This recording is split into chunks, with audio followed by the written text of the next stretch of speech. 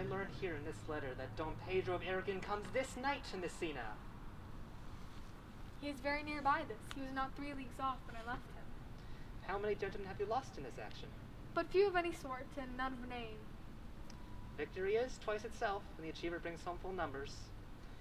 I find here that Don Pedro hath bestowed much honor on a young Florentine named Claudio. Much deserved on his part, and equally remembered by Don Pedro. He hath borne himself beyond the promise of his age, doing in the figure of a lamb the feats of a lion. He hath indeed better betrayed expectation, and you must expect of me to tell you how. I pray you, is Signor Benedict returned from these wars or no? Oh, he's returned, and as pleasant as he ever was. I pray you, how many hath he killed and eaten in these wars? Faith, niece, you tax Signor Benedict too much. He hath done good service, lady, in these wars. But how many hath he killed? For I promised I would eat all of his killing. You must not, sir, misunderstand my niece. There is a merry war betwixt Signor Benedict and her. They never meet, but there's a skirmish of wit between them. Alas, he gets nothing of that. In our last conflict, 4 of his 5 wits went haunting off, and now is the whole man governed with 1. Who is his companion now? He hath every month a new sworn brother. Is there no young squire that will go with him to the devil? He is most in the company of the right noble Claudio. Oh Lord, he will hang upon him like a disease. He is sooner caught than the pestilence, and the taker runs presently mad. God help the noble Claudio. If he had caught the Benedict, it would be 1,000 pounds ere he be cured. I will hold friends with you, lady. Do good friend? You will never run mad, niece. No, not till a hot January. Don Pedro is approached.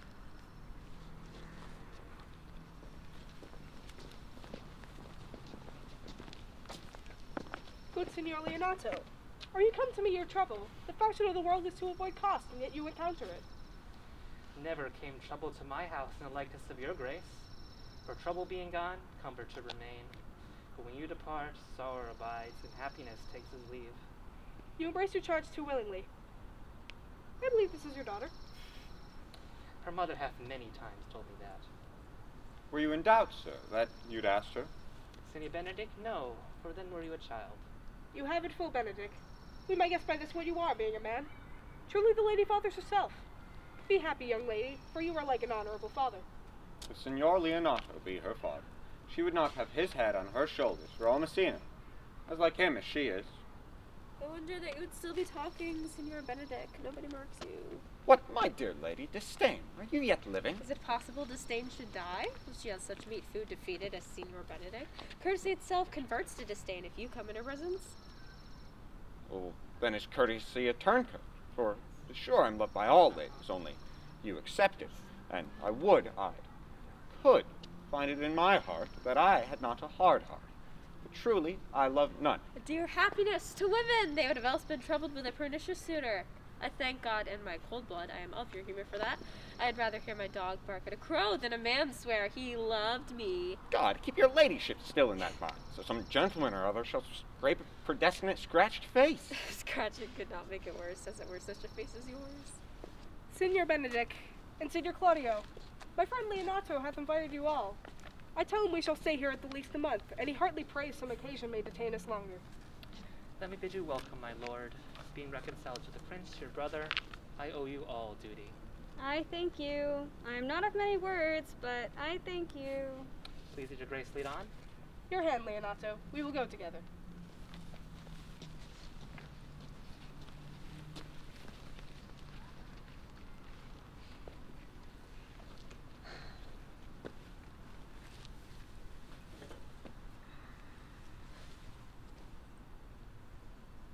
Benedict, didst thou note the daughter of Signor Leonato? I noted her not, but I looked on her. She not a modest young lady? Do you question me, as an honest man should do, for my simple true judgment? No. Or would you have me speak after my custom, as being a professed tyrant to their sex? I pray thee, speak in sober judgment. Well, I've faith, methinks. She's too low for a high praise, too brown for a fair praise, and too little for a great praise. Only this commendation I can afford, were she other than she is, she were unhandsome, and being no other than as she is, I do not like her. Thou thinkst I'm in sport. I pray thee, tell me truly how thou likest her. Would you buy her that you inquire after her? Can the world buy such a jewel?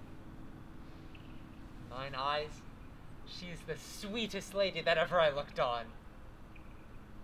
I can see yet without spectacles, and I see no such matter.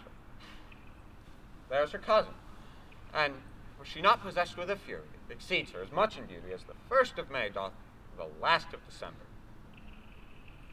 But I hope you have no intent to turn husband, have you? I would scarce trust myself, though. I have sworn the contrary. If Hero would be my wife. It's come to this. Shall I ever see a bachelor of 60 again? Go to, I think, and thou wilt needs thrust thy neck into a yoke. Wear the print of it and sigh away Sunday. Look, Don Pedro is returned to seek you. What secret hath held you here that you had not followed to Leonatos? I would, your grace, would constrain me to tell. I charge thee on thy allegiance. You hear, Count Claudio. I can be secret as a dumb man. I would have you think so, but on my allegiance, mark you this, on my allegiance, he is in love. With whom? With Hero, Leonato's short daughter. Amen if you love her, for the lady is very well worthy. You speak this to fetch me in, my lord. By my troth, I speak my thought. And in faith, my lord, I spoke mine. And by my 2 faiths and troth, my lord, I spoke mine. That I love her, I feel. That she's worthy, I know.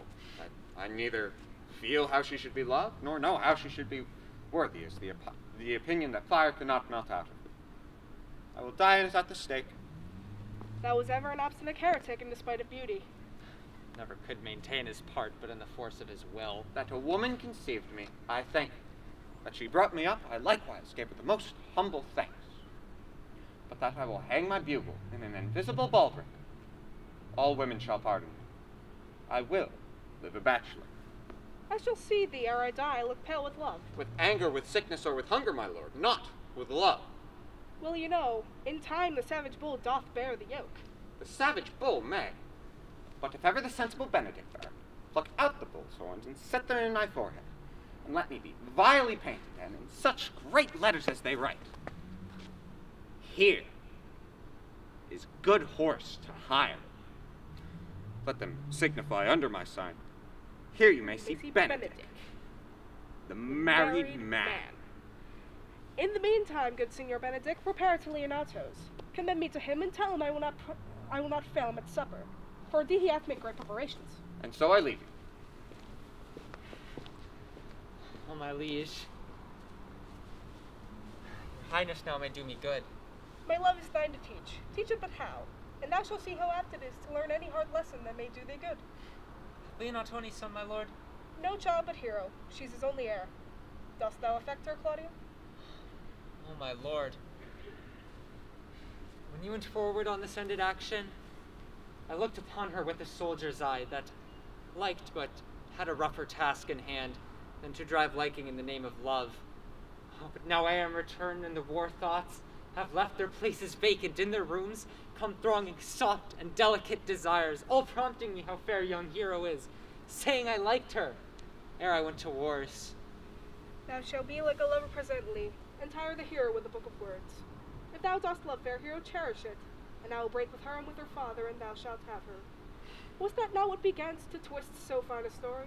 How sweetly you do minister to love, that no loves grief by his complexion. Look, I will fit thee with the ribbon. I know we shall have reveling tonight. I shall go over to Hero's chamber window and tell fair Hero I am Claudio. And in her bosom I'll unclasp her heart and take her hearing prisoner with the force, in strong encounter of my amorous tale. And after this, with her father will I break. And so the conclusion is this: she shall be thine. In practice, let us put it presently.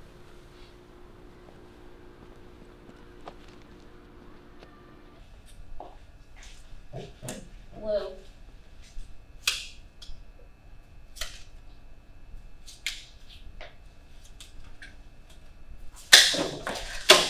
My why are you thus out of measure sad? There is no measure in the occasion that breeds, therefore the sadness is without limit. You should hear reason. And when I have heard it, what blessings brings it? If not a present remedy, at least a patient sufferance. I cannot hide what I am. I must be sad when I have cause, and smile at no man's jests. Sleep when I am drowsy, and wait for no man's leisure. Eat when I have stomach, and tend on no man's business. Laugh when I am merry, and claw no man in his humor. Yea, but you must not make the full show of this, till you may do it without controlment. You have of late stood out against your brother, and he hath newly taken you into his grace, where it is impossible you should take true root by the fair weather you make yourself. It is needful that you frame the season for your own harvest. I had rather be a canker in a hedge than a rose in his grace. Though I cannot be said to be a flattering, honest man, it cannot be denied that I am a plain-dealing villain. If I had my mouth, I would bite. If I had my liberty, I would do my liking. In the meantime, let me be that I am, and seek not to alter me. Can you make no use of your discontent? I make all use of it, for I use it only. Who comes here? What news, Borachio? I came yonder from a great supper. The prince, your brother, was royally entertained by Leonata, and I can give intelligence of an intended marriage. Will it serve for any model to build mischief on? What is he for a fool that betroths himself to unquietness? Mary, it is your brother's right hand. Who?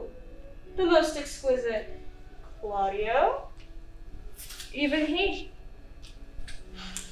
A proper squire. And who? Which way looks he? Mary, on Hero, the daughter and heir of Leonato.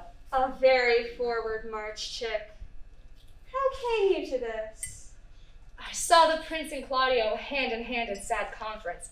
I looked behind me the arras, and there heard it agreed upon that the prince should woo Hero, and, once obtained her, give her to Count Claudio. Come, let us thither. This may prove food to my displeasure. If that young startup hath all the glory of my overthrow. If I can cross him any way, I bless myself every way. You both are sure and will assist me? To the death, my lord. Let us to the great supper. Their joy is the greater that I am subdued. Where the cup were all my mind. Shall we go prove what's to be done? We'll wait upon your lordship.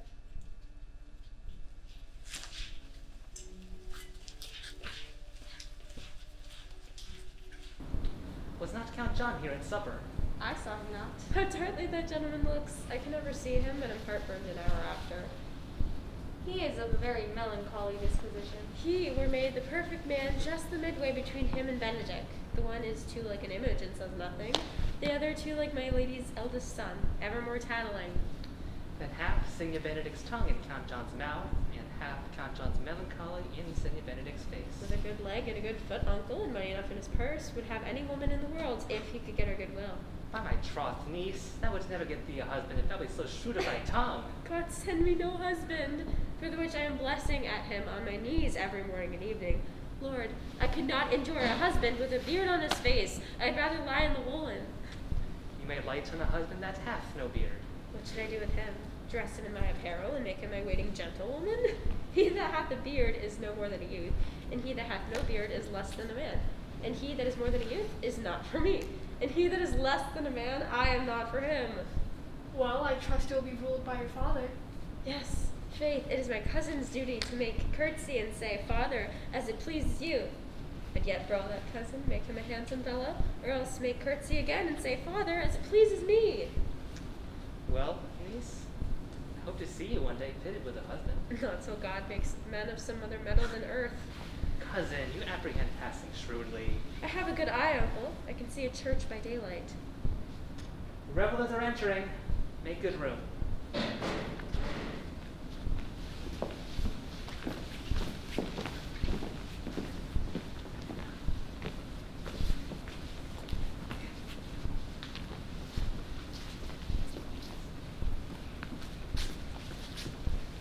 Lady, will you walk about with your friend? So you look sweetly and walk softly and say nothing. I am yours for the walk, especially when I walk away. With me in your company? I may say so when I please. And when please you to say so? When I like your favor, for God defend the lute should be like the case. Speak low, if you speak of love.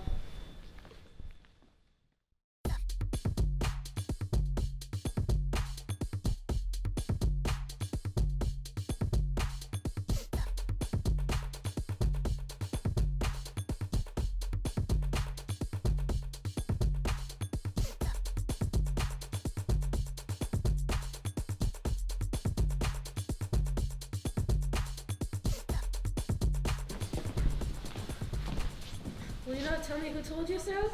Tell you what, pray pardon me. That I was disdainful and that I had my wit out of the 100 merry tales. Why, this was Signor Benedict that said so. What's he? I'm sure you know him well enough. Not I, believe me. Did he never make you laugh?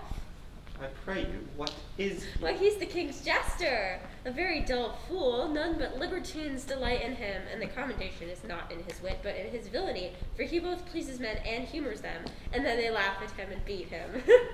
I'm sure he's in the fleet. I would he had boarded me. When I know the gentleman, I'll tell him what you say. Do. We must follow the leaders. In every good thing. Nay, if it leads to any ill, I will leave them at the next turning.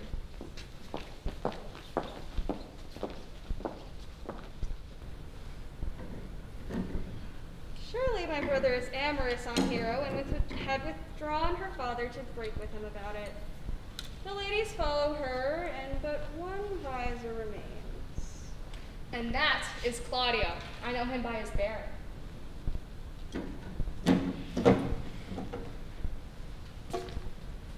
Are you not Signor Benedict? You know me well. I am he. Signor, you are very near my brother in his love. He is enamored on Hero. I pray you dissuade him from her, for she is no equal for his birth. How knowing you he loves her? I heard him swear his affection. So did I too, and he swore he would marry her tonight. Come, let us to the banquet.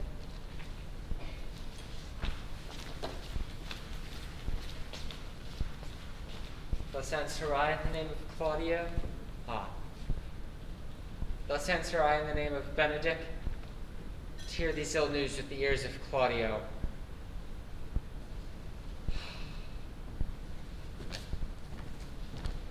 'Tis certain so. The prince woos for himself. Friendship is constant in all other things, save the office and affairs of love. Let every eye negotiate for itself, and trust no one, for beauty is a witch, against whose charms faith melteth into blood.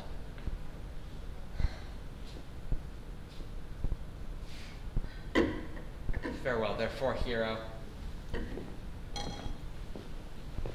Count Claudio. Yea, the same. How will you go with him? Whither? The prince hath got your hero. I wish him joy of her. Why, boy, did you think the prince would have served you thus? I pray you leave me. Oh, you strike like the blind one. 'Twas the boy that stole your meat, and you'll beat the post. If it will not be, I'll leave you. Alas, poor hurt fowl. Now will he creep into sedges. But that my lady Beatrice should know me, and not me. The prince is fool. Maybe I go by that title because I am married. But so I am apt to do myself wrong. It is the base, though better disposition of Beatrice that puts the world into her person, and so gives me out. Well, I'll be revenged as I may. Now, Signor, where's the Count? Did you see him? Troth, my lord, I told him. I have played the part of lady fair. I told him, and I think I told him true, that your grace hath got the goodwill of this young lady. I meant to offer him my company to a willow tree, either to make him a garland as being forsaken, or to bind him up a rod as being worthy to be whipped. To be whipped? What's his fault? The flat transgression of a schoolboy, who, being overjoyed in finding a bird's nest, shows it his companion, and he steals it. Why, I but teach the bird to sing and then restore it to the owner. By my faith, I think you say honestly. The Lady Beatrice had to quarrel with you. The gentleman that danced with her told him that she is much wronged by you. Oh, she missed me past the endurance of a beloved. She told me, not thinking that I had been myself, that I was the prince's jester. She speaks pines, and every word stabs. If her breath were as terrible as her terminations, there would be no living here. She would infect the North Star. I would not marry her, though she were endowed with all Adam had left him before he transgressed. Come, talk not of her.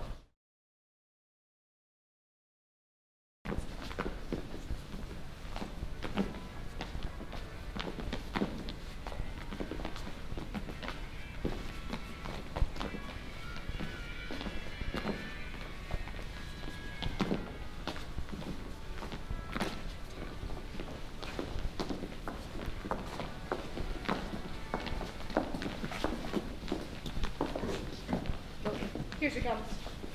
Will your grace command me any service to this world's end? I go on the slightest errand now to the antiquaries that you can devise to send me. Fetch you a toothpicker from the furthest inch of Asia. Fetch you a herald, the great chained beard. Do you any embassage to the pygmies rather than hold 3 words conference with this harpy? You have no employment for me. Nothing but desire of your good company. Oh God, sir, there's a dish I love not. I cannot endure my legs on. You have put him down, lady. You have put him down. So I would, he do me, my lord, lest I prove the mother of fools. I robbed the Count Claudio when you sent me to sea. How now, Count? Wherefore art you sad? Not sad, my lord. How then? Sick? Neither, my lord. The Count is not sad, nor sick, nor merry, nor well, but civil, Count? Civil as an orange, and something of that jealous complexion. My faith, lady, I take your blazon to be true, but his conceit is false. Here, Claudio, I have wounded thy name, and fair hero is won. I broke with her father, and his goodwill obtained. Name the day of marriage, and God give thee joy. Count, taketh thee my daughter, and with her my fortunes. His grace hath made the match, and all grace say amen to it. Speak, Count, tis your cue. Silence is but the perfectest herald of joy. Were but little happy if I could say how much. Lady, as you are mine, I am yours. I give myself away to you, and dote upon the exchange. Speak, cousin, or if you cannot, stop his mouth with a kiss and let him not speak further. My faith, lady, you have a merry heart. Yea, my lord, I think it, poor fool. It keeps on the windy side of care. Your cousin tells him in his ear that she is in his heart. So she doth, cousin. Good lord, for alliance, thus goes everyone to the world but me, and I am sunburned. I might as well sit in a corner and cry, hi-ho, for a husband. Lady Beatrice, I shall get you one. I'd rather have one of your fathers. Have your grace never a brother like you? Any woman in the world would be lucky to come by one, if they could come by one. Will you have me, lady?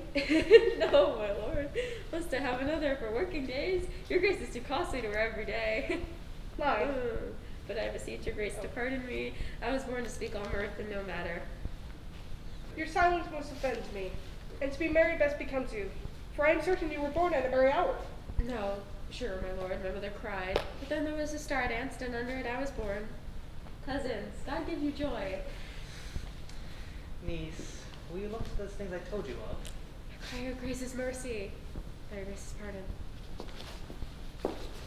By my troth, a pleasant spirit, young lady. There's little of the melancholy spirit in her, my lord. She is never sad but when she sleeps, and not ever sad then. For she hath told me she hath often dreamt of unhappiness, and waked herself with a laughing. She cannot endure to hear tell of a husband. Oh, by no means. She mocked all her wooers out of suit. She be the excellent life for Benedict. Oh, Lord, my lord. If they were but a week married, they would talk themselves mad. Come, let us undertake Hercules' labors, to bring Senior Benedict and the Lady Beatrice together, thy one with thy other. I would fain have it a match. Then I doubt not but to fashion it, if you three will but minister such assistance as I shall give you direction. My lord, I am for you, though it cost me 10 night watchings. And I, my lord. And you too, gentle hero? I will do any modest office, my lord, to help my cousin to a good husband. And Benedict is not the most unhopefullest husband I know. Thus far can I praise him. He is of a noble strain, of approved valor and confirmed honesty. You shall humor her, cousin, that she shall fall in love with Benedict. And I, with your free helps, will so press this on Benedict that, in despite of his quick wits and queasy stomach, that he shall fall in love with Beatrice. If we can do this, Cupid is no longer an archer. His glory shall be ours, for we are the only love gods. Go in with me, and I'll tell you my drift.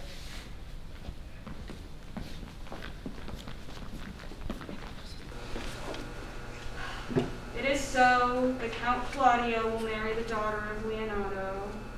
Yea, my lord, but I can cross it. Any bar, any cross, any impediment will be medicinable to me. I am sick in displeasure to him, and whatsoever comes athwart his affection rages evenly with mine. How canst thou cross this marriage? Not honestly, my lord, but so covertly that no dishonesty shall appear in me. Show me briefly how. I believe I have told your lordship a year since how much I am in the favor of Margaret, the waiting gentlewoman to Hero. I remember. I can, at any unseasonable instant of the night, appoint her to look out at her mistress's chamber window. And what like is in that to be the death of this marriage? The poison in that lies in you to temper. Go you to the prince, your brother. Spurn out to tell him that he hath wronged his honor in marrying the renowned Claudio to a contaminated still, such a one as Hero. And what proof shall I make of that? Proof enough to misuse the prince, to vex Claudio, undo Hero, and kill Leonardo. Look you for any other issue? Only two. Despite them, I will endeavor anything. Go then, to the find me a meet hour to draw Don Pedro and the Count alone. Tell them that you know that Hero loves me. They will scarcely believe you without trial. Offer them instances which should bear no less likelihood than to see me at her chamber window, hear me call Margaret Hero, and Hero call me Love. And all the preparations will be called assurance, and the preparations overthrown. Grow this to what adverse issue it will. I will put it into practice. Be cunning in the working this, and thy fee is 1,000 ducats. Be constant in the accusation, and my cunning shall not shame me. I will presently go learn their day of marriage.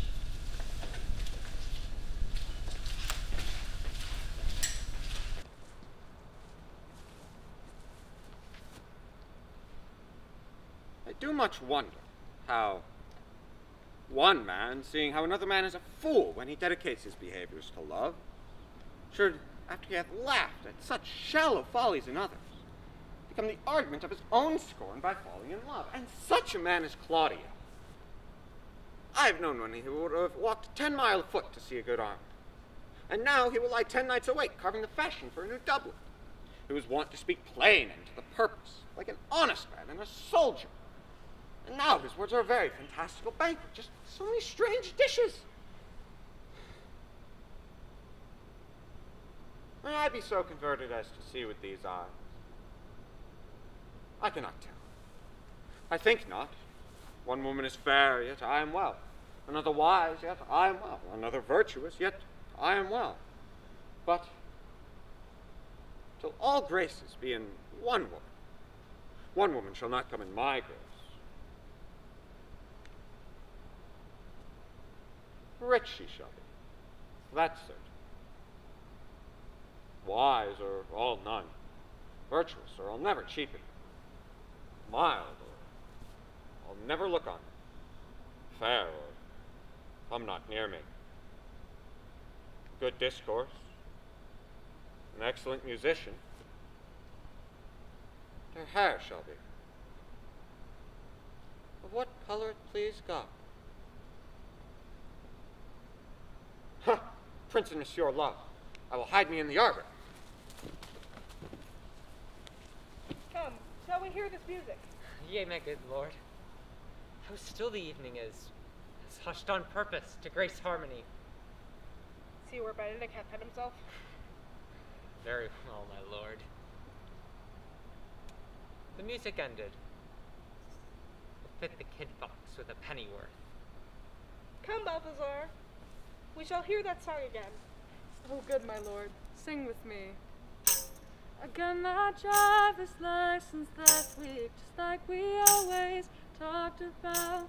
'Cause you were so excited for me to finally drive up to your house. Our divine heir. Now is his soul reverent? Is it not strange that sheep's guts should hail souls from men's bodies? She's so much older than me. She's everything I'm insecure about. But today I drove through the suburbs, crying 'cause you weren't around. By my troth, a good song.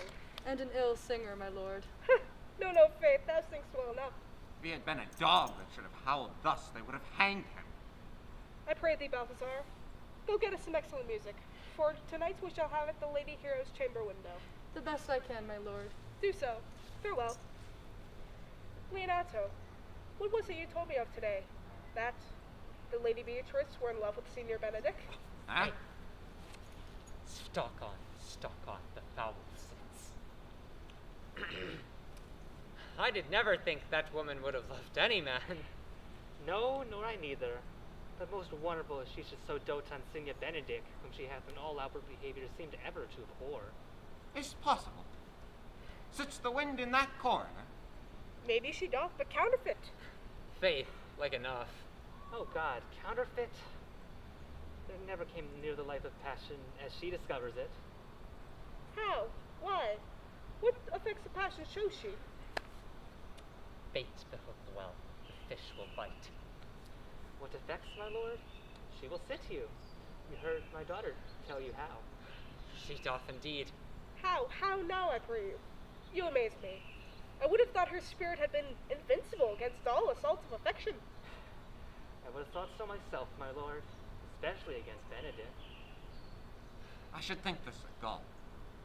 But the white-bearded fellow speaks knavery in honor. Hide himself in such reverence. He hath taken the affection. Hold it up. Hath she made her affection known to Benedict? No, and she swears she never will. That's her torment. 'Tis true indeed. So tells me Hero.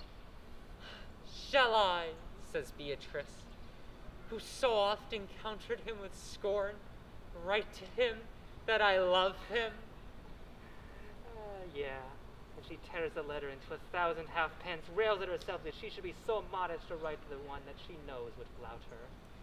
I measure him, says she, by my own spirit, for he would flout me if I writ to him.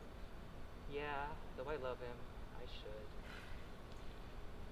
Then, so tells me Hero, down upon her knees she falls, beats her chest, tears her hair, prays, curses, oh sweet Benedict, God give me patience. She doth indeed. My daughter says so. In the ecstasy hath so much overborne her, she is sometime afeard she would do a desperate outrage to herself. It were good that Benedict knew of it by some other, if she would not discover it. To what end?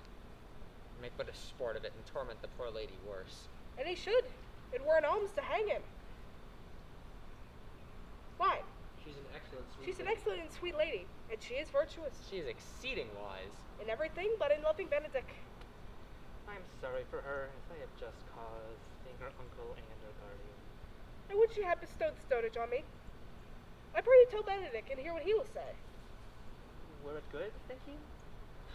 Hero thinks surely she will die. For she will die ere he love her not. She will die ere he make his love known. She will die if he woo her, rather than she bait one breath with her accustomed crossness. Line. She doth well. If she She doth well. If she should make tender of her love, 'tis possible he'll scorn it. Line. For the man hath a contemptible spirit, and he hath great and outward happiness, and he hath indeed shown some sparks that are like wit. And I take him to be valiant. As Hector, I assure you. Well, I'm sorry for your niece. Shall we go seek Benedict? Tell him of her love? Nay, never tell him, my lord. Let her wear it out with good conscience. Nay, that's impossible. She may wear her heart out first. Well, we'll hear further of it by your daughter. Let it cool the while. I love Benedict well, and I would so wish that he would so modestly examine himself to see how unworthy he is of so good a lady. Dinner is ready. If he not dote on her upon this, I will never trust my expectation. Let there be the same net spread for her, and that must your daughter and gentlewoman carry. The sport will be when they hold one an opinion of another's dotage, and no such matter. That's the scene that I will see. Let us send her to call him in for dinner.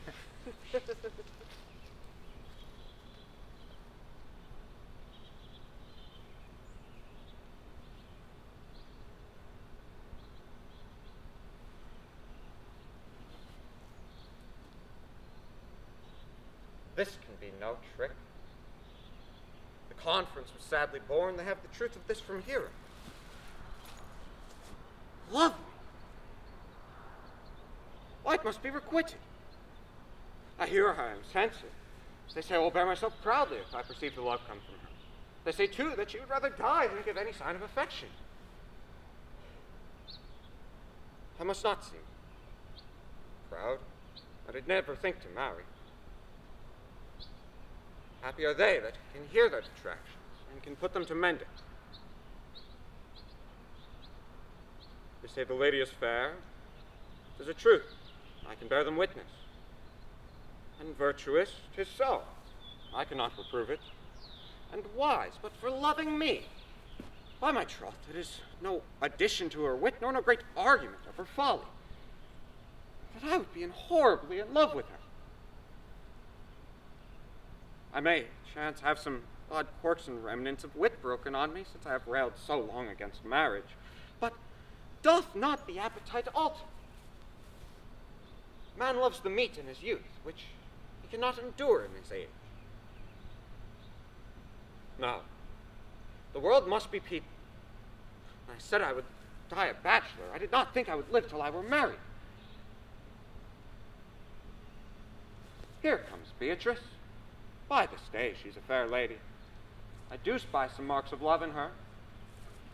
Against my will, I am sent to bid you. Come in to dinner. Fair Beatrice, I thank you for your pains. I took no more pains for that than you take pains to thank me. Had it been painful, I would not have come. You take pleasure, then, in the message? Yea, just so much as you might take upon a knife's point. Very well.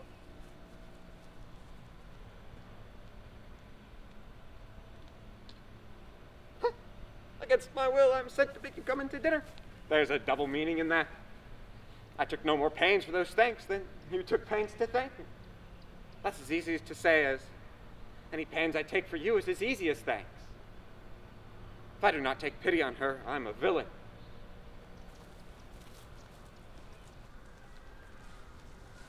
Now, Margaret, Ursula, when Beatrice comes, as we do trace this alley up and down, our talk must be only of Benedict. When I do name him, let it be thy part to praise him more than any man did merit. My talk to thee must be how Benedict is sick in love with Beatrice. Of this matter is little Cupid's crafty arrow made, that only wounds by hearsay. The peasant's angling is to see the fish cut with their golden oars the silver stream, and greedily devour the treacherous bait. So angle we for Beatrice, who even now is couched in the woodbine coverture. Fear you not my part of the dialogue. Then we speak louder, let her ear lose nothing of the false sweet bait that we lay for it. But are you sure that Benedict was Beatrice so entirely? So says the prince, and my new trothed lord. And did they bid you tell her of it, madam? They did entreat me to acquaint her of it, but I persuaded them, if they loved Benedict, to wish him wrestle with affection and never let Beatrice know of it. Why did you so? Doth not the gentleman deserve as full, as fortunate a bed as ever Beatrice shall couch upon? Oh, God of love, I know he doth deserve as much as may be yielded to a man, but nature never framed a woman's heart of prouder stuff than that of Beatrice. She cannot love, nor take no shape nor project of affection. She is so self-endeared. Sure, I think so. And therefore certainly it were not good she knew his love, lest she make a sport at it. Why, you speak truth. I never yet saw a man how wise, how noble, young, how rarely featured. But Beatrice would spell him backward. If tall, why a lance ill-headed. If low, why an agate very vilely cut. If speaking, why a vein blown in all winds. If silent, why a block moved with none. So turns she every man the wrong way out. Sure, such carping is not commendable. No, to be so odd and from all factions as Beatrice's cannot be commendable. But who dare tell her so? If I should speak, she would mock me into air. She would laugh me out of myself, press me to death with wit. Therefore let Benedick, like covered fire, consume away in sighs, waste inwardly. It were a better death than die with mocks, which is as bad as a death of tickling. Yet tell her of it. Hear what she will say. No, rather, I will go to Benedick and counsel him to fight against his passion. And truly I'll devise some honest slanders to stain my cousin with. One doth not know how much a good word may empoison liking. Oh, do not do your cousin such a wrong. She cannot be so much without true judgment, having so swift and excellent a wit as she is prized to have, as to refuse so rare a gentleman as Signor Benedick. He is the only man of Italy. Always excepted my dear Claudio. I pray you not be angry with me, madam, but speaking my fancy, for shape, bearing, argument, and valor, Signor Benedick goes foremost in report through Italy. Indeed, he hath an excellent good name. His excellence did earn it ere he had it. When are you married, madam? Why, every day tomorrow. Come, go in. I'll show thee some attires, and have thy counsel which is best to furnish me tomorrow.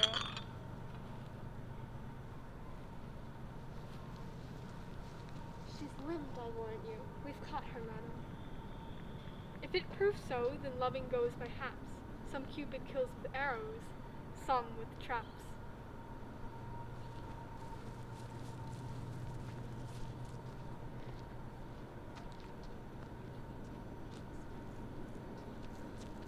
What fire is mine ears? Can this be true?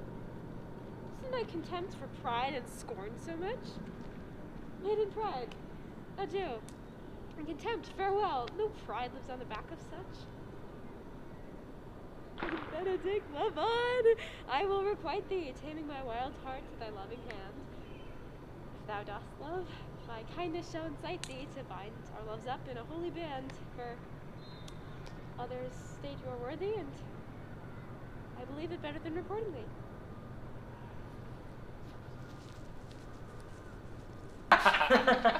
Gallants, I am not as I have been. So say I. Methinks you are sadder. Nay, I hope he be in love. Hang him, Druid.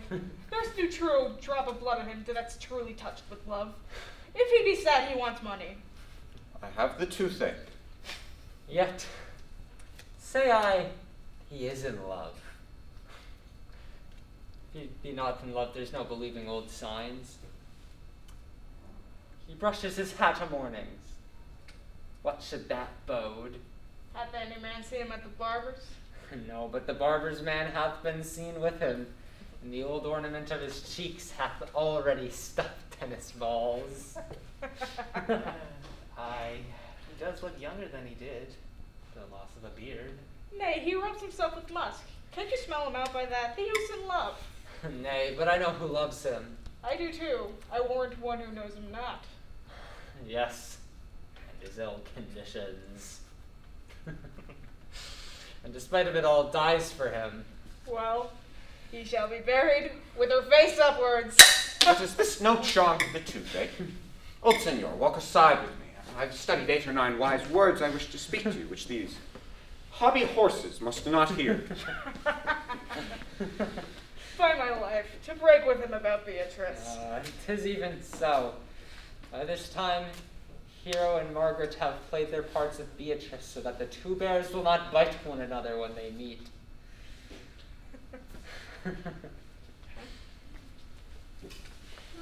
lord and brother. God save you. Good then, brother. If your leisure served, I would speak with you. In private? If it please you, though Count Claudio may hear, for what I would speak of concerns him. What's the matter? Means your lordship to be married tomorrow? You know he does. I know not that when he knows what I know. If there be any impediment, I pray you discover it. You may think I love you not. Let that appear hereafter, and aim better at me by that I now will manifest. I came hither to tell you, the lady is disloyal. Who? Hero? Even she, Leonardo's hero, your hero, every man's hero. Disloyal. The word is too good to paint out her wickedness. Think you of a worse word, and I will fit her to it. Wonder not till further warrant. Go but with me tonight, and I will show you more. And you will see her chamber window entered, even the night before her wedding day. After that, if you still love her, tomorrow wed her. But I would better fit your honor to change your mind. May this be so? I would not think it. If you will follow me, I will show you enough, and when you have seen more and heard more, proceed accordingly. There be any reason tonight why I should not wed her tomorrow? In the congregation where we should wed, I will shame her. And as I wooed for thee to obtain her, I will join with thee to disgrace her. I will disparage her no further till you are my witnesses. Let the issue show itself. O Tay, untowardly turned! Mischief strangely thwarting. O plague right well prevented, so you will say when you have seen the sequel.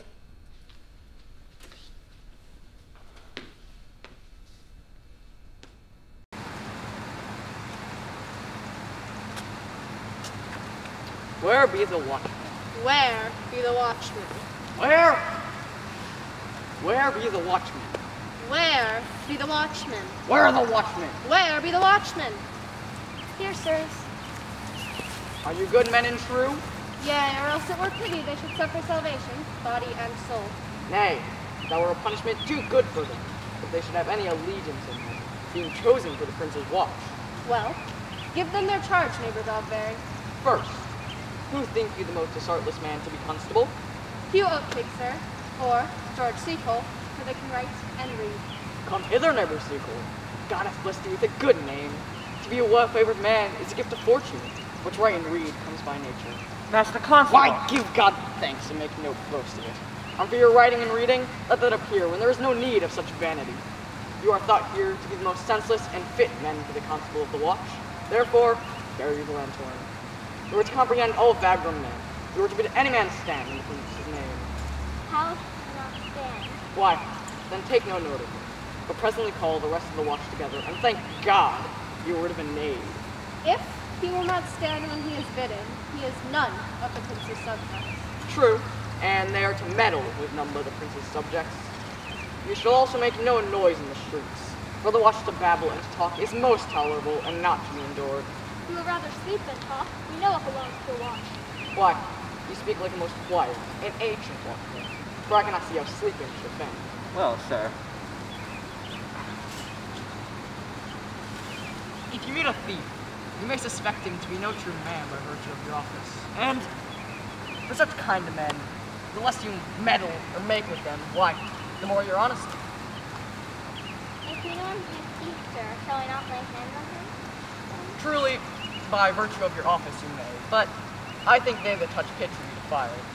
The most peaceable way for you, if you do take a thief, is to let him show himself what he is and steal out of your company. You have always been called a merciful man, partner.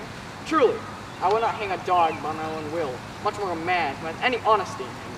'Tis very true. Well, masters, good night. And there be any matter of weight chances, call up me. Keep your fellows' counsels and your own. Come, neighbor. Well, masters, let us go sit here upon this church bench till 2, then all to bed. One more word, honest neighbors. I pray you watch about Senior Leonardo's story, for the wedding manner of tomorrow. There is a great coil tonight. Adieu, be vigilant, I beseech you.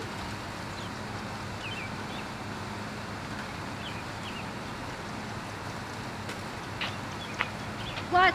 Conrad! Peace, stir not. Conrad, I say! Here, man, I'm at thy elbow. Ah, so my elbow itched. Thought a scab follow. I will owe thee an answer for that. Now forward with thy tale. Stand thee close, and I will, like a true drunkard, utter all to thee. Some treason, masters. Stand close.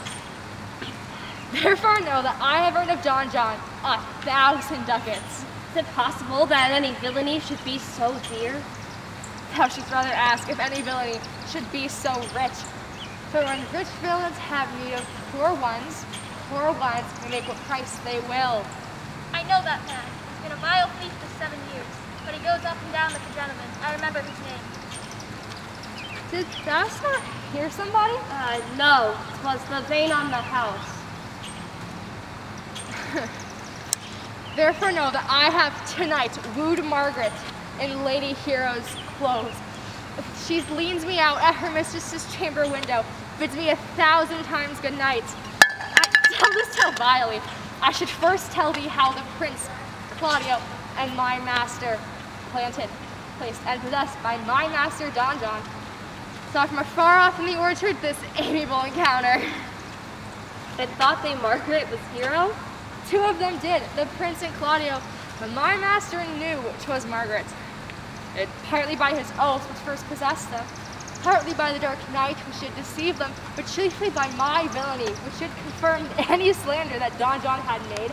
Away went Claudio, enraged, swore he would meet her at the temple tomorrow, where he was appointed, and there, in front of the whole congregation, shame her with what he saw overnight, and send Hero home again without a husband. You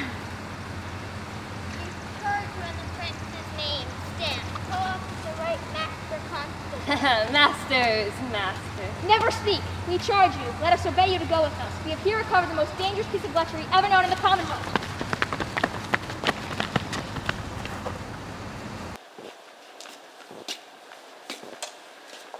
What would you with me, honest neighbor?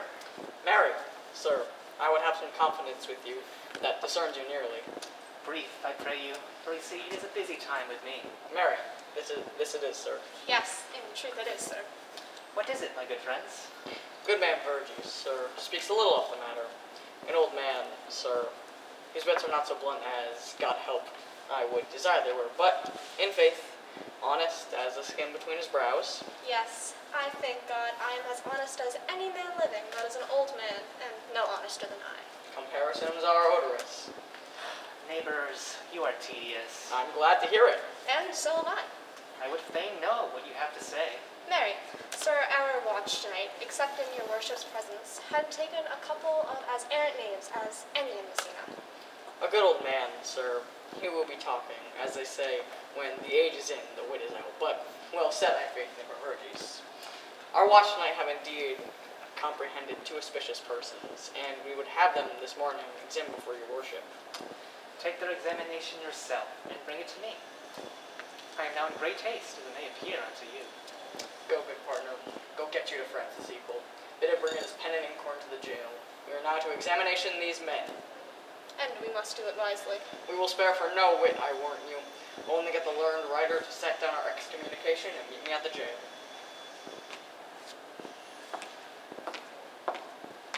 My lord, they stay for you to give your daughter to her husband. I am ready.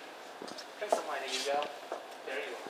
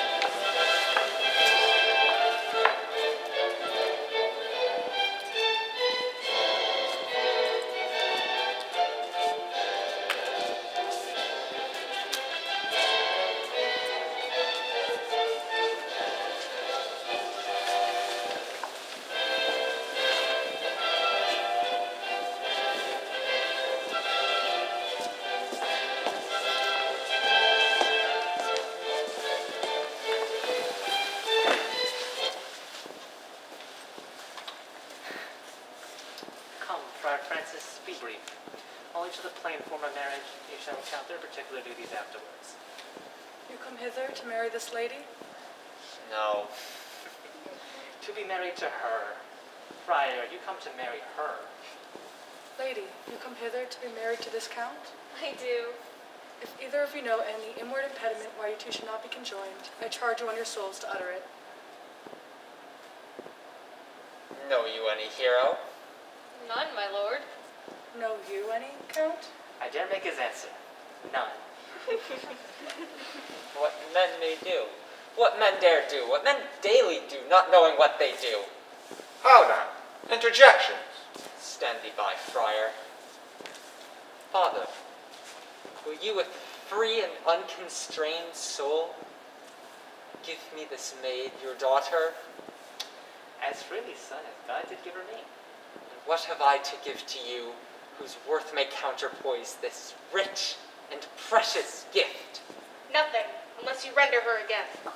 Sweet prince, you learn me noble thankfulness. There, Leonato, take her back again. Give not this rotten orange to your friend. She's but the sign and semblance of her honor. Behold how like a maid she blushes here. Is not that blood at modest evidence to witness simple virtue? Would you not swear, all that you see her, that she were a maid? But she is none! She knows the heat of a luxurious bed.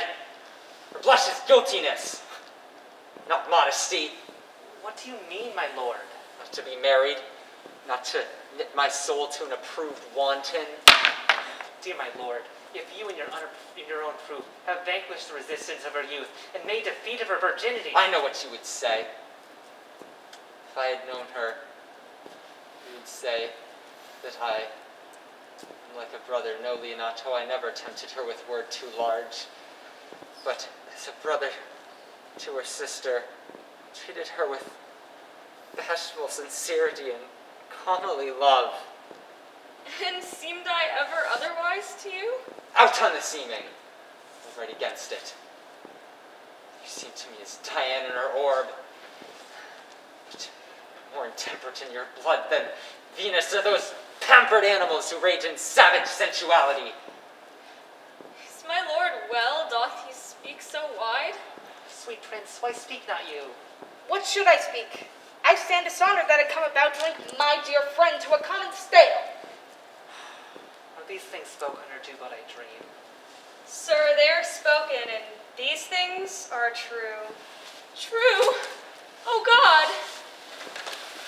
This looks not like a nuptial.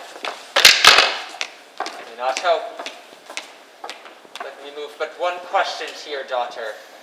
By that kindly and fatherly power you have in her, I bid her answer truly. I charge thee do so, as thou art my child. Oh God, defend me! How am I beset? What kind of catechizing call you this? To make you answer truly to your name.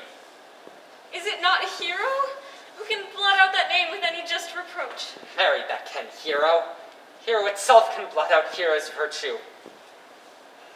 What man talked to you outside your window yesternight betwixt the hours of 12 and 1? I talked with no man at that hour, my lord. Why, then you are no maiden. Leonato, I'm sorry you must hear this, but on my honor, myself, my brother, and this grieved count did see her. Hear her at that hour that night, talk with a ruffian at her chamber window, and has so most like a liberal villain confessed of the vile encounters they have had 1,000 times in secret. Fie, fie, they are not to be named, my lord, not to be spoken of. There is not chastity enough in language without offense to utter them. Therefore, pretty lady, I am very sorry for thy much misgovernment. Hero, what a hero hast thou been. Half thy outward graces had been placed about thy thoughts and counsels of thy heart. Oh, but fare thee well, most foul, most fair. Fare thee well, thou pure impiety and pious impurity. For thee I'll lock up all the gates of love. And on my eyelids shall conjecture hang, and turn all beauty into thoughts of harm. Never shall it be more gracious. dagger here a point for me? Wherefore, cousin, why fall you down? Come, come, let us go. These things come thus to light, smother her spirits up. How doth the lady? Dead, I think! Help! Leonardo, Signor Benedict, Friar! Oh, fate, take not away thy heavy hand. Death is the fairest cover for a shame that may be wished for. And thou, sweet hero?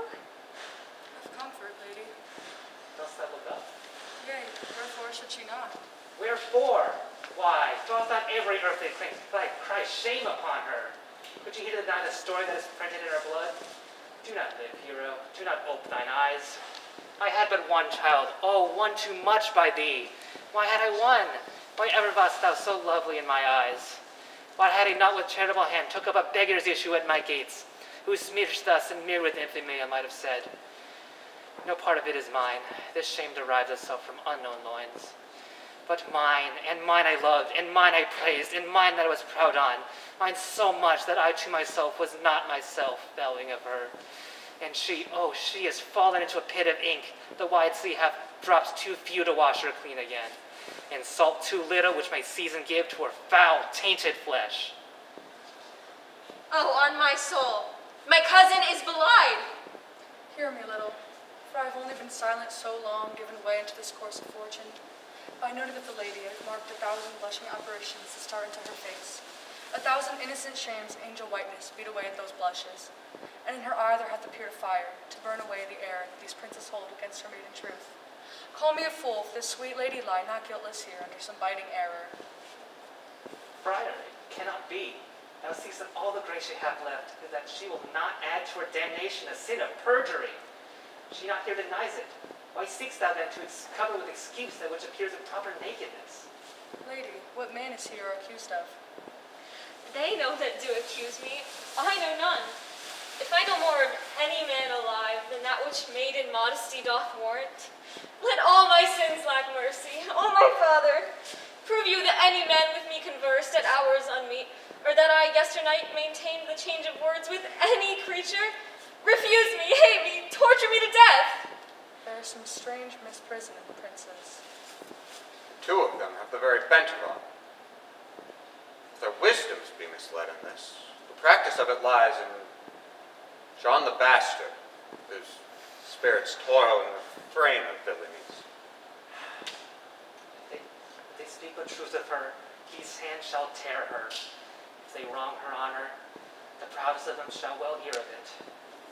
Pause a while, and let my counsel sway you in this case. Your daughter here, the princess left for dead. Let her while be secretly kept in, and publish it that she is dead indeed. Maintain a mourning ostination, and on your family's old monument, hang mournful epitaphs and do all rites that appertain to a burial. What shall become of this? What will this do? Mary, this will, carried shall on her behalf, change slander to remorse. She dying, as it must be so maintained, upon the instant that she was accused, shall be lamented, pitied, and excused for every hearer, for it so falls out. That what we have, we prize not to the worth, whilst we enjoy it, of being lacked and lost. Why, then we rack the value, then we find the virtue that possession would not show us well as it was ours. So will it fare with Claudio, when he shall hear she died upon his words, the idea of her life shall sweetly creep into a study of imagination, and every lovely organ of her life shall come apparelled in more precious habit, more moving, delicate, and full of life than when she lived indeed. And then he shall mourn, and wish he had not so accused her. No, though we thought his accusation true, let this be so, and doubt not but success will fashion the event in better shape. Signor Leonato, let the friar advise you, and though you know my inwardness, loves very much unto the prince and Claudio, by mine honor I will deal in this. Being that I flow in grief, the smallest twine may lead me. 'Tis well consented. Presently away. Come, lady, die to live. This wedding day is but prolonged. Have patience and enjoy it.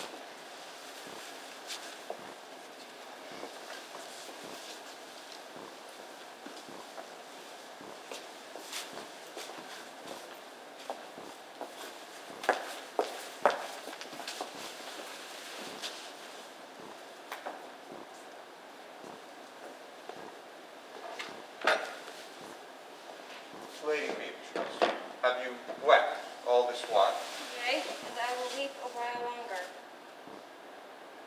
I should not desire that. You have no reason. I do it freely. Surely I do believe your fair cousin is wrong. Oh, how much might the man deserve of me that would right her? Is there any way to show such friendship? A very even way, but no such friend. May a man? It is a man's office, but not yours.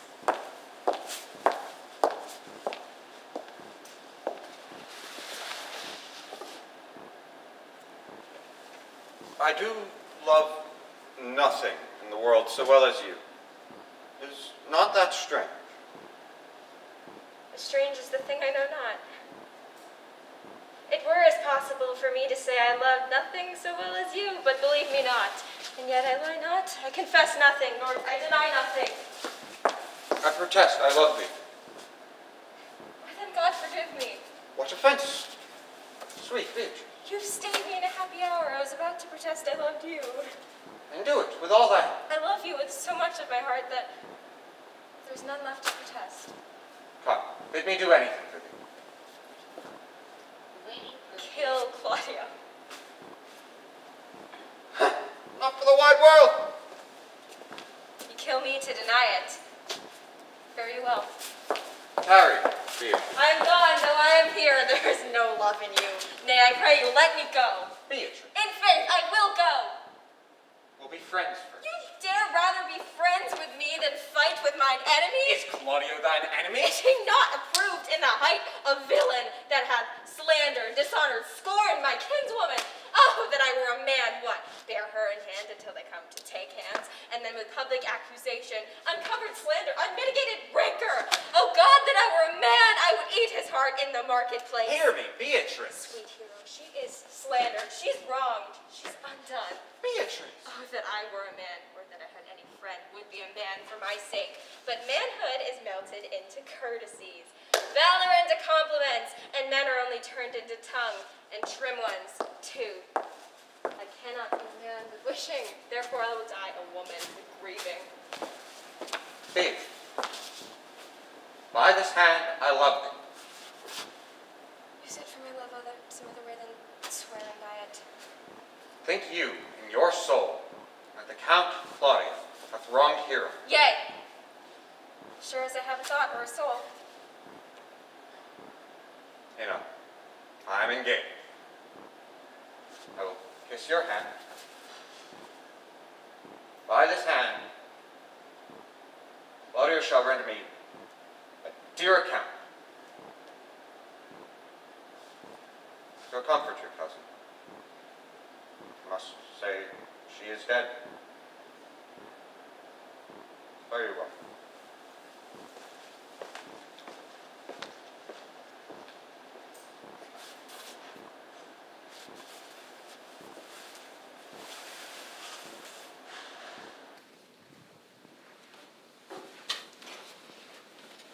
A chair for the sexton.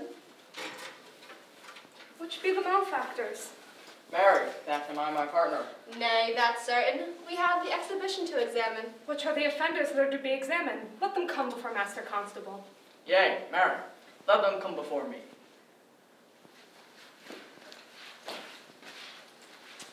What is your name, friend? Baraccio. Pray, write down Baraccio. Yours, Sirrah? I'm a gentleman, sir, and my name is Conrad. Pray, write down Master Gentleman Conrad. Masters, it is proved already that you are a little better than false knaves, and it will go near to be thought so shortly. How answer you for yourselves? Marry, sir, we say we are none. A marvelous witty fellow, I assure you, but I will go about with him. Come you hither, Sirrah, a word in your ear. Sir, I say to you it is thought you are false knaves. Sir, I say to you we are none. Well, stand aside. Have you written down that they are none? Master Constable, you go not the way to examine. You must call forth the watch that are accusers. Yea, Mary, that's the eftest way. Let the watch come forth. Masters, I charge you in the prince's name, accuse these men. This man said, sir. That Don John, the prince's brother, was a villain. Write down Prince John a villain? Why, this is flat perjury. To call the prince's brother villain? Master Constable. Pray thee, fellow, peace. I do not like thy look, I promise thee. What, heard you him say else? Mary, that he had received 1,000 ducats of Don John for accusing a lady hero wrongfully. Flat burglary as ever was committed. Yea, by the mass that it is. What else, fellow?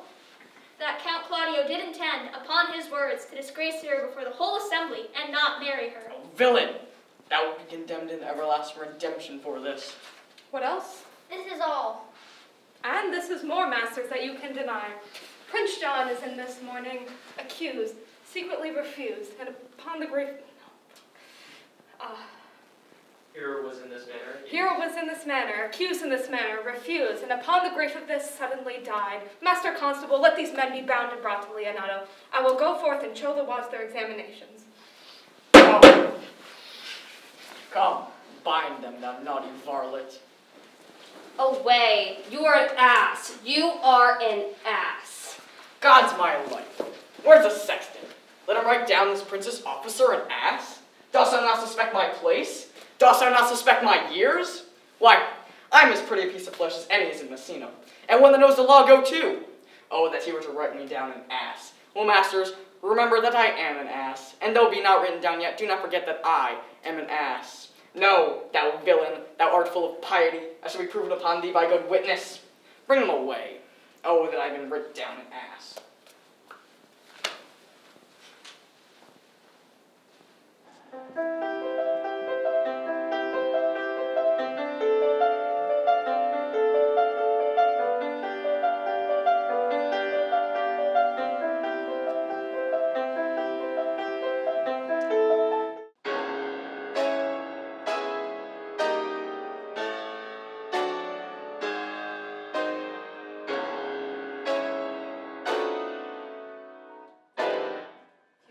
Thus, you will kill yourself.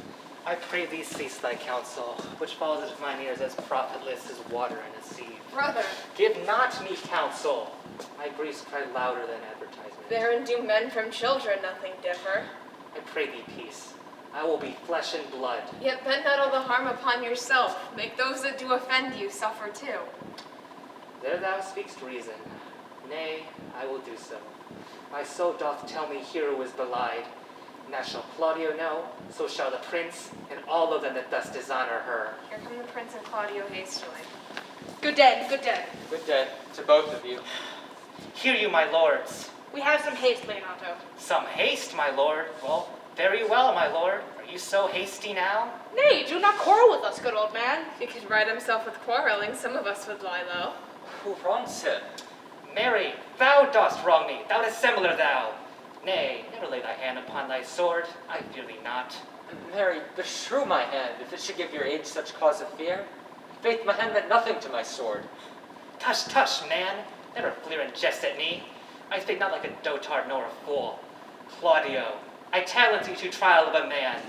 I say thou hast belied my innocent child. Thy slander hath gone through and through her heart, and she lies buried with her ancestors, oh, in a tomb where scandal never slept. Save this of hers, framed by thy villainy. My villainy? Thine, Claudio, thine, I say. You say not right, old man.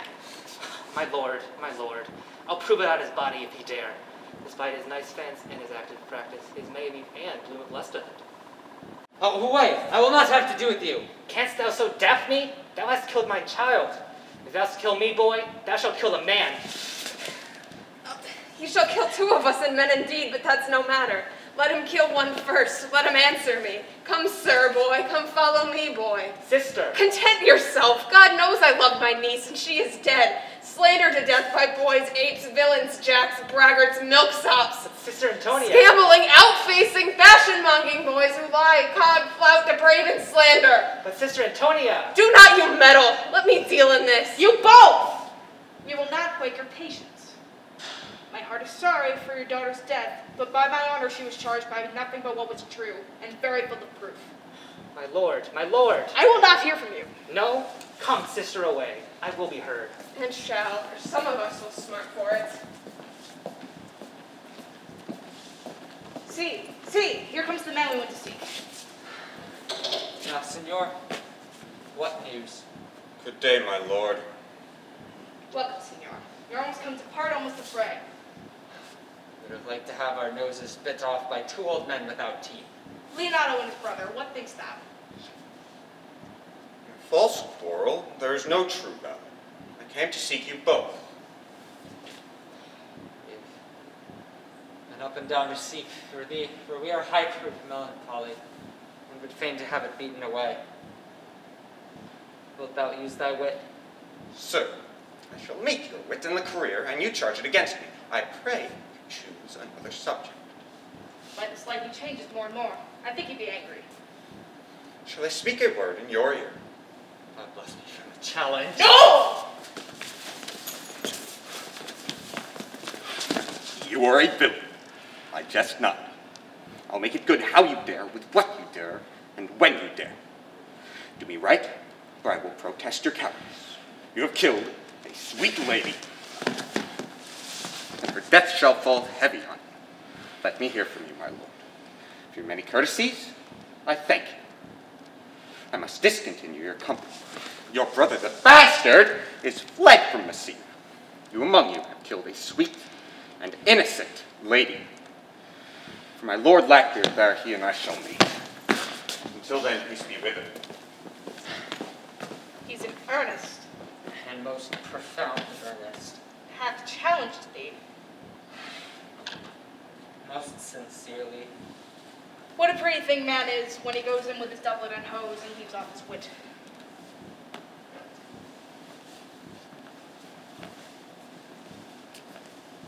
How now?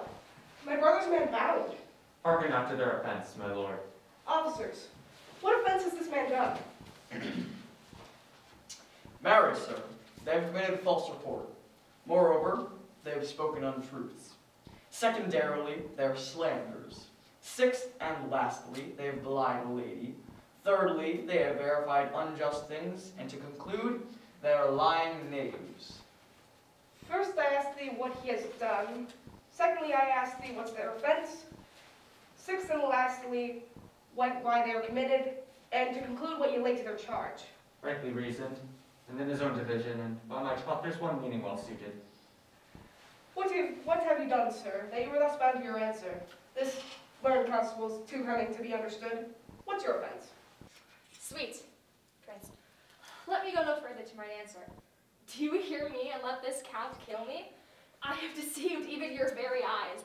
What these shallow fools have brought to light, you, who the night overheard me confess how I have slandered the Lady Hero, how I courted Margaret in Hero's garments, how you have disgraced her when you should love her. My villainy they have upon record, which I'd rather sue with my own death, if he order my shame. The lady is dead, upon mine my master's false accusations, and briefly, I desire nothing but the word of a villain. Runs not this speech like iron for your blood? Drink the poison while she utters it. But did my brother set thee to this? Yea, it paid me richly for the practice of it. He's composed and framed of treachery, and fled he is upon this villainy. Sweet hero, how thy image doth appear in the rare semblance that I loved at first. Come, bring away the plaintiffs. By this time our sexton hath informed Senior Leonato of the matter. And masters, do not forget to specify, when time and place shall serve, that I am an ass. Here comes Master Signor Leonato, and Antonio too.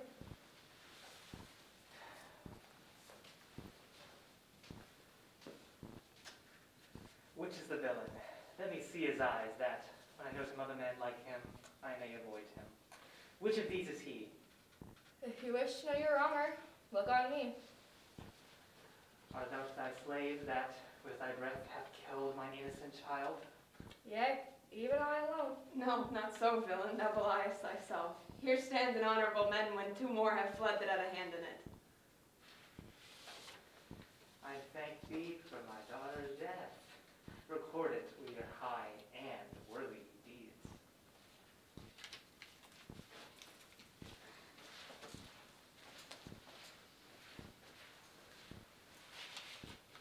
I know not how to pray your patience, yet I must speak. Choose your revenge yourself. Impose me to what penance your invention can lay upon my sin. Yet I sinned not, but in mistaking. I cannot bid you bid my daughter live. That were impossible. But I pray you both, possess the people in Messina here, how innocent she died. If your love can labor aught in sad invention, hang an epitaph upon her tomb. Sing it to her bones, sing it tonight. Tomorrow you come to my house, and since you could not be my son-in-law, be yet my nephew.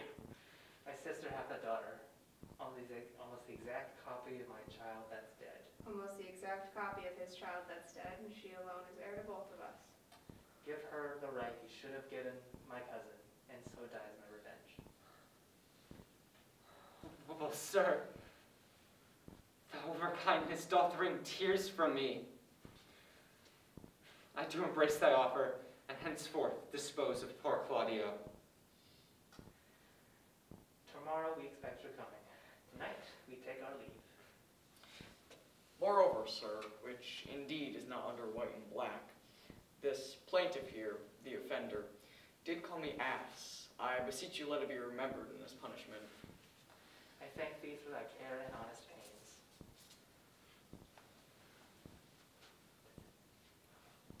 Here's for thy pains.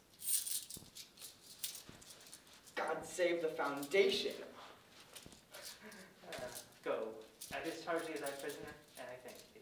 I live an errant knave with your worship, which I beseech your worship to correct yourself for the example of others.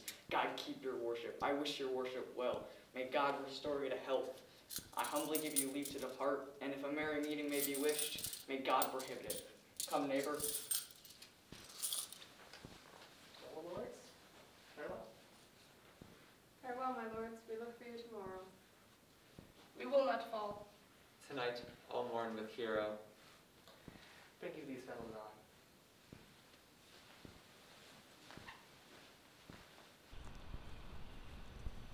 Sweet Beatrice, wouldst thou come when I called thee? Yea, sir, and depart when you bid me.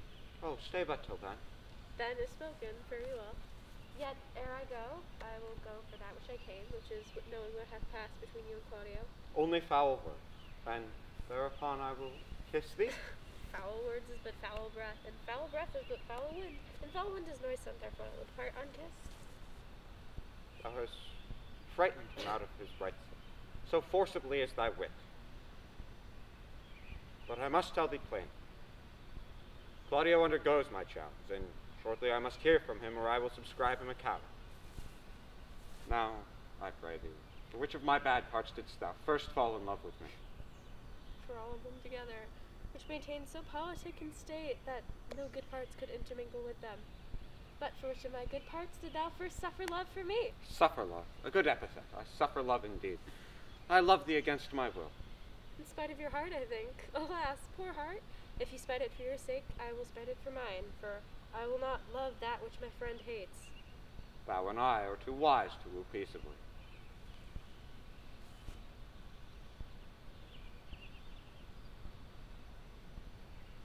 Now tell me, how doth your cousin? Very ill.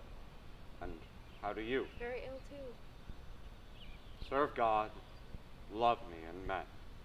That is where I leave you, for here comes one in haste. Madam, we must come to your uncle. It is proved my lady Hero hath been falsely accused, that Don John and Claudio mightily abused. And Don John is the author of all, who is fled and gone. Will you come presently?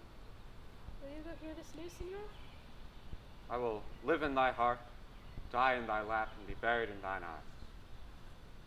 And moreover, I will go with thee to thy uncle's.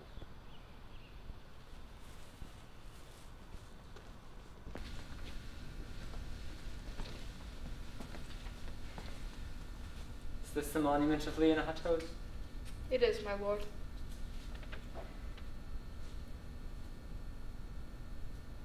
Done to death by slanderous tongues, is the hero that here lies.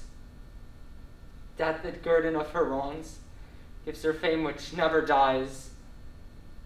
So the life that died in vain lives in death with glorious fame.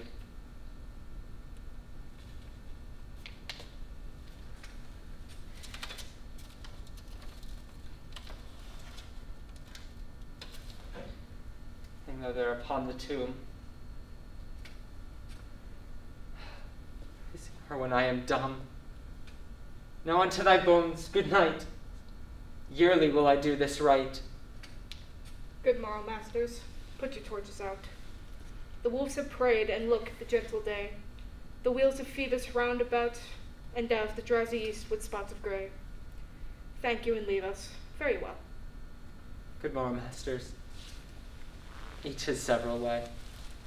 Come, let us henceforth to Leonato's.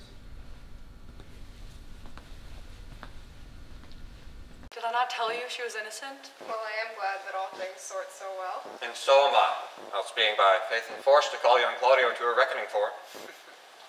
Well, daughter and you gentlemen all, retreat into a chamber by yourselves. And when I call for you, come hither masked. Here comes the Prince and Claudio. Good morrow to this fair assembly. Good morrow, Prince. Good morrow, Claudio. We here attend you. Are you yet determined today to marry with my sister's daughter? I am. Call her forth, sister. Here's her fire ready.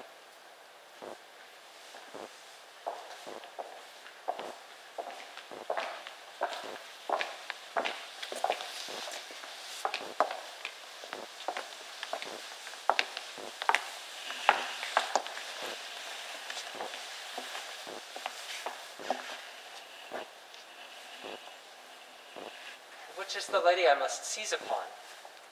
The same as she, and I do give you her. Why then, she's mine. Sweet, let me see your face. No, that you shall not till you take her hand and swear to marry her before this friar. Give me your hand before this holy friar. I'm your husband, if you like me. And when I lived, I was your other wife. And when you loved, you were my other husband. Another hero!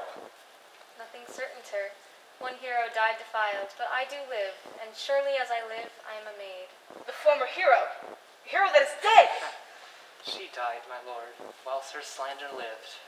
All this amazement can I qualify, when, after that, the holy rites are ended. I'll tell you largely of fair hero's death. Meantime, that wonder seem familiar. Into the chapel, let us present leave.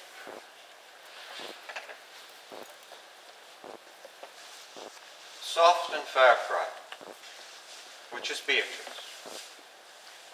I answer to that name. What is your will? Do not you love me? No. No more than reason. Well, then, your uncle and the Prince and Claudio have been deceived, for they swore you did. Do you not love me? Troth not. No more than reason.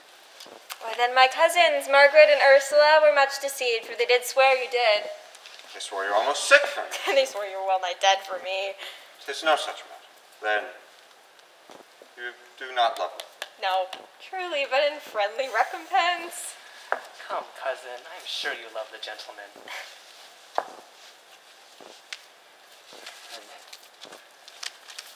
I'm certain that he loved her, for here's a paper written in his hand, a halting sonnet of his own pure brain, fashioned to Beatrice.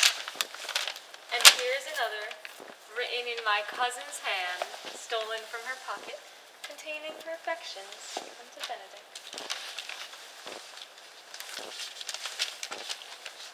A mirror. Here's our hands against our hearts. Come, I will have it, but by this light I take thee for pity. I would not deny you, but by this good day, and for much persuasion, for I was told you were in a consumption. Well, if your good will stand with mine, this day will be conjoined in honorable marriage, in which, good friar, we shall desire your help.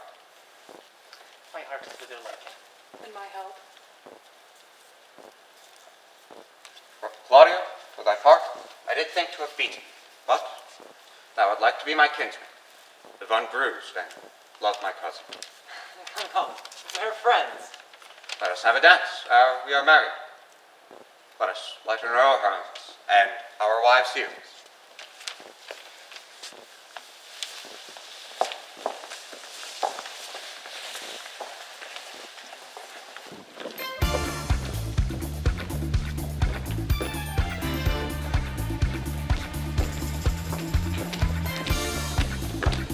My lord, your brother John has been taken in flight and brought with armed men back to the Cedar. Think not out of him till tomorrow. I've devised the great punishment for him. Strike it up, pipers!